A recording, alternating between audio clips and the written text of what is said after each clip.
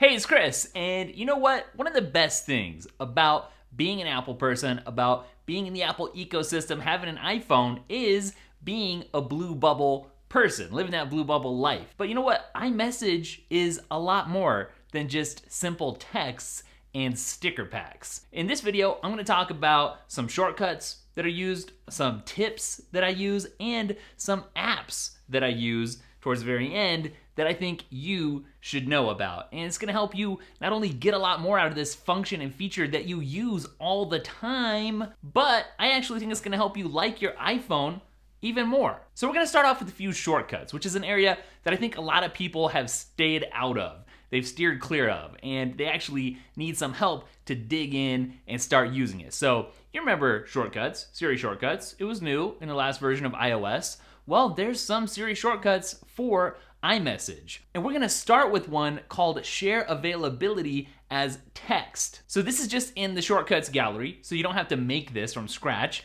It's already done, so all you have to do is search for it in the gallery in shortcuts and add it, along with these other two, to your shortcuts. So if you're texting somebody and you're trying to figure out when can you get together to do something, you can easily run this shortcut, and I like to put it in the shortcuts widget so I can just swipe over and access it right off the home screen right away. But it's gonna run a few steps, check your availability, and then you can choose who you wanna share that with via text message. It's so fast, it's so simple, it's super useful. Another shortcut that's one of my favorites right in the shortcuts gallery is Talk and Share. So you can just talk when you run this, and it will start typing out, and then choose where you wanna share that to. So you can choose to share it via a message. And hey, for that matter, you might as well throw in the bunny with the sign shortcut. You know that bunny that's been going around, floating around? Well, you can make your own, like this fast. All right, let's talk a little bit about how you can use AirPods for hands-free texting. There's a new feature that you can enable that will allow Siri to announce new messages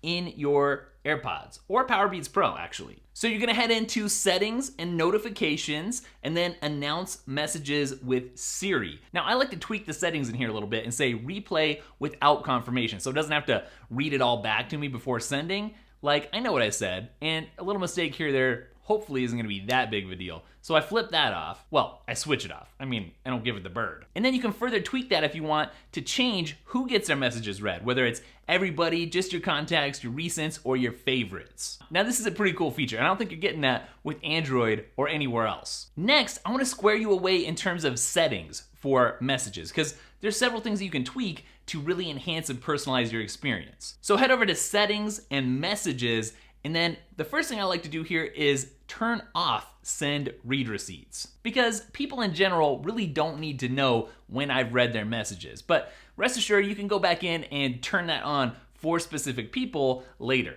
You'll also find in the messages settings the ability to choose how long messages are saved for. If you don't want it to default to saving your messages forever, then you can choose for just a year or just for 30 days. And this can be useful for those of you that always buy the lowest amount of storage for your iPhone. Maybe help free some of your kilobytes, megabytes, and gigs up. The last thing that you can do on this settings page is tweak how long audio messages are saved or appear. So when you send or receive an audio message, it defaults to just saving for 2 minutes. And there's a little link where you can say keep, and that's cool, but if you get to it in time, right? But if you miss it, it's gone forever. So you can turn that to never delete and always have those. Okay, so let's stay in settings, but let's go back and let's go to notification settings and then messages settings within notifications within settings. There's one thing that's really cool that you can tweak here, and that is how many times you're gonna be reminded of a text message. So you might have noticed by default, when someone texts you and you don't get to it right away, it pings you again. It dings or whatever the sound is that you've got set up to let you know, hey, don't forget about this message. Well, maybe you don't like that. You can turn it off, or you can have it remind you multiple times if you really are bad about getting back to people. All right, so there's a few settings that you can change, but let's talk about the actual texting experience. Now, if you double tap on a message that somebody sent you, you'll have the ability to react to it, like give it a thumbs up or whatever. But if you hold down on that, you'll actually get a few more options down at the bottom, and there's some cool stuff in here. First of all, you can forward a text message, because sometimes someone tells you something and it's like a huge pain to have to relay that whole thing to somebody else and retype it. We don't have to. you can hold down and say more and say forward message and pick somebody to send it to. It's super simple. You can also hold down on a message and go to more and say delete. So if you want to delete an individual actual message, not the whole thread, not the conversation, but just that message, you can do that too. Finally, there's also an interesting option here where you can have Siri read your message to you. Now this is a story all about how my life got flipped, turned upside down, and I'd like to take a minute, just sit right there. I'll tell you how I became the prince of a town called Bel Air.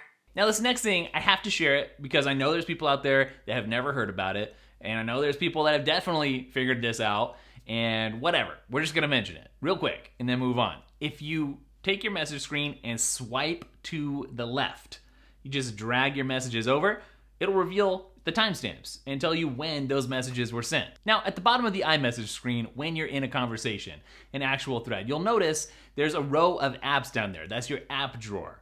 And it's just kind of populated with whatever apps are available or featured or whatever. You can edit that. So go down there, tap on it, it's gonna enlarge, swipe all the way over to the right, I guess swipe it to the left and go to the right, and then click on edit. And from here, you can choose some favorites that are always gonna appear first, and then you can also add and delete stuff. So you might as well clean that out and get rid of some of the clutter so you can easily find the stuff that you do wanna access. And you might be surprised at the apps down there that you could use. I found a few of my favorite apps that were just really useful once I realized I could use them in iMessage. Okay, so the little microphone button, not the one that lets you dictate, but the one that lets you send an audio message that you have to hold down and it gives you the little wave, the audio wave. Well, you don't have to take your thumb off of that to send the message and then tap on the arrow to actually send it. You can just record whatever you're recording and then slide your thumb up and let go on the send arrow and it's gone. I realize that's not like a groundbreaking thing, but still, there's a few interesting things that you can change and do if you tap on a contact's name up at the top of your conversation and then hit the info button. Number one, you can individually choose whether or not that person sees your read receipts. Remember before I was telling you how you can universally or globally take that away from everybody, but if you want to add that back in, or on the opposite side, you could just take it away from just one person. This is where you can do that. The other thing you can do that's kind of nice is you can hide alerts from certain people. Now, at the beginning of the video, I mentioned blue bubbles and green bubbles. Blue bubbles mean you're texting somebody with iMessage. Green bubbles means you're texting somebody without it. Basically Android or Windows or something else. Something non-Apple, non-iPhone, non-iMessage. Well, how do you know before you send that what it is that you're sending? Well, all you have to do is check that text box down there, and it's either gonna say text message or iMessage. It's actually really simple. All right, I told you that I would mention a few apps that are non-sticker packs that you can use with iMessage to make it more useful and better. And the first one that I want to recommend is called Checklist for iMessage. Now, if you're a list person, you like to-dos and stuff, maybe you're making grocery lists or whatever, that can be kind of hard to share with like your spouse or whoever else that you might be collaborating on something with. Well, Checklist actually has an iMessage app that will let you share and collaborate on those to-do lists, which is pretty cool. Or grocery lists, whatever kind of list you make. Another really super useful app that works with iMessage is just called Polls for iMessage. This may be the most useful thing in this video for you.